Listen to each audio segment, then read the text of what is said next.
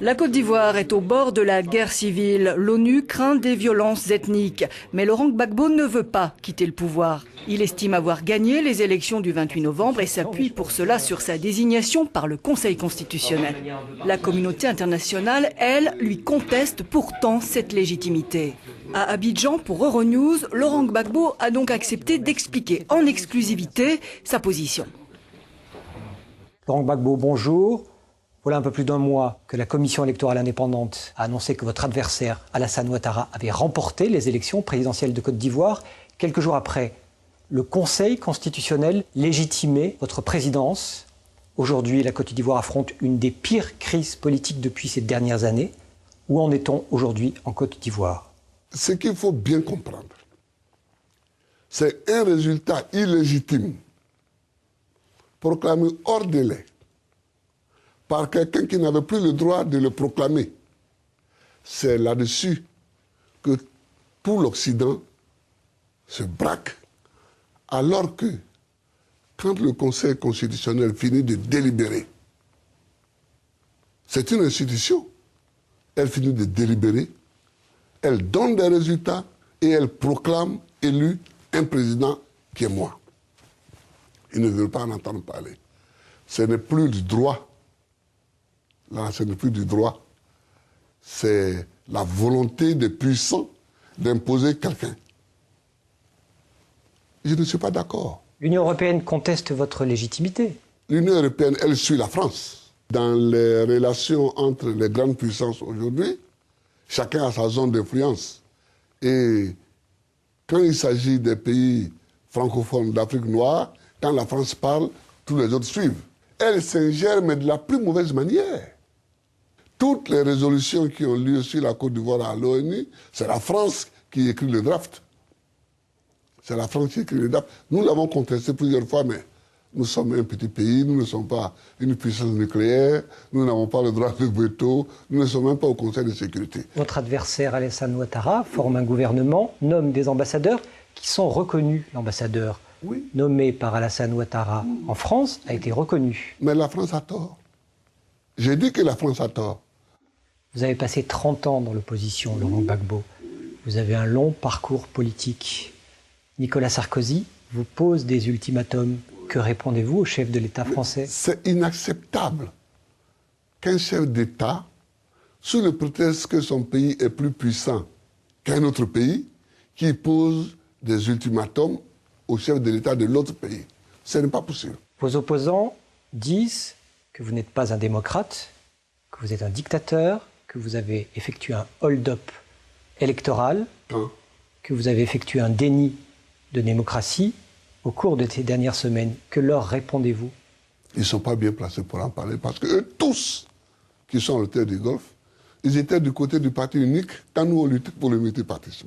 Ouattara, Konan Bédié, et je vous ai dit, pour tuer le multipartisme, j'ai été en prison. Sous Ouattara. Laurent Gbagbo, seriez-vous prêt à sacrifier des Ivoiriens pour légitimer votre vision de la démocratie? Ce n'est pas une question de sacrifier des Ivoiriens. C'est une question qui est mondiale. On est au seuil de tout cela. La situation est tendue dans le pays. Ce n'est pas la première fois que la situation sera tendue en Côte d'Ivoire. Vous ne quitterez pas le pouvoir? Oh mais écoutez, j'ai été élu. C'est plutôt à ceux qui n'ont pas été élus qu'il faut parler. Si dans les semaines à venir, la communauté internationale continue les pressions, vous ne quitterez pas le pouvoir? Mais pourquoi elle continuerait les pressions? Alors que c'est injuste. Si dans les rues, des violences sont commises, si des exactions sont commises de part et d'autre, quitterez-vous le pouvoir? Non mais par qui? Et il y a une question que je vais vous poser, que les gens ne se posent pas souvent. Même si tout de suite, j'ai dit je quitte le pouvoir, qui donne la garantie que ça va amener la paix? Et que ça ne va pas amener des violences plus grandes que celles qu'on redoute? Si des forces de la CEDEAO interviennent en Côte d'Ivoire, elles auraient tort. Et que des jeunes Ivoiriens s'opposent aux forces militaires de la CEDEAO, quitterez-vous le pouvoir? Je verrai, j'aviserai. Mais ce n'est pas à l'ordre du jour pour le moment. Ce qui est à l'ordre du jour, c'est la discussion. Donc nous discutons. Mais je me demande pourquoi des gens qui prétendent avoir gagné comme moi ne veulent pas qu'on revisite les élections. Mais je demande ça. Je demande que les gens viennent et qu'on revisite ces élections. Donc vous accusez vos adversaires d'être à l'origine d'exactions lors du deuxième tour. Est-ce que dans des régions, on a frappé, maltraité, violé même des femmes qui allaient voter Gbagbo ou pas? C'est une question qui est quand même centrale. Et quand la représentante des droits de l'homme à l'ONU Oui. vous stigmatise et vous pointe du doigt, que répondez-vous? Ah oui, ça c'est un autre problème. Ça c'est un autre problème auquel je veux bien répondre à long et à large. Aujourd'hui, quel est le problème en Côte d'Ivoire? C'est-à-dire que des élections ont eu lieu. Le problème est de savoir qui les a gagnées. C'est ça le fond du problème. J'ai dit que je les ai gagnées parce que les institutions qui ont seules la responsabilité de dire qui a gagné disent que c'est moi. Les autres veulent dire autre chose. Ils disent autre chose, mais ils voient bien qu'il n'y a pas de fondement de droit. Alors, comme toujours dans ces cas, quand ils n'ont plus d'arguments sur le fond de la question, c'est-à-dire qui a gagné les élections, ils brandissent, ils font un glissement et ils brandissent les droits de l'homme. Je vais vous dire, en 2000, quand j'ai été élu, c'était exactement le même scénario. Ils ont fabriqué des charniers. Ils ont dit, voilà un charnier, c'est Gbagbo qui l'a fait. J'ai ordonné à la justice de travailler. Elle a travaillé, le procès a eu lieu, les gendarmes qui étaient accusés ont été acquittés. Est-ce que les forces de l'ONU-6 sont impartiales en Côte d'Ivoire? Elles ne sont plus impartiales. Depuis quand? Depuis cette élection. Parce que nous, on les a considérées comme forces impartiales depuis, disons, depuis 2003-2004, quoi. Dès l'instant où leur chef... Qui vous met directement en cause? Oui, que moi je remets directement en cause. Que moi je mets directement en cause. Moi je pense que les gens de l'ONU, il faut qu'ils soient plus sages. Ils savent très bien qu'avec la montée des tensions, ce qu'on leur reproche. Ils savent très bien que le gouvernement de Côte d'Ivoire a demandé leur départ. Et moi j'ai dit aux gens de ne pas les brusquer.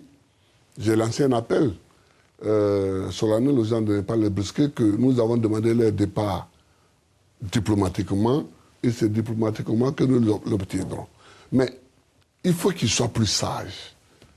Quand les gens qui viennent de l'extérieur veulent s'imposer parce qu'ils ont la force, c'est tout ce que ça donne. Donc la Côte d'Ivoire et Laurent Gbagbo sont victimes de l'extérieur? J'ai dit au début de ma campagne aux Ivoiriens qu'ils auront le choix entre un candidat pour la Côte d'Ivoire et un candidat pour l'étranger. C'est ça. Ça a l'air à peine caricatural, mais c'est ça. Allons-nous passer par un bain de sang? Je ne souhaite pas.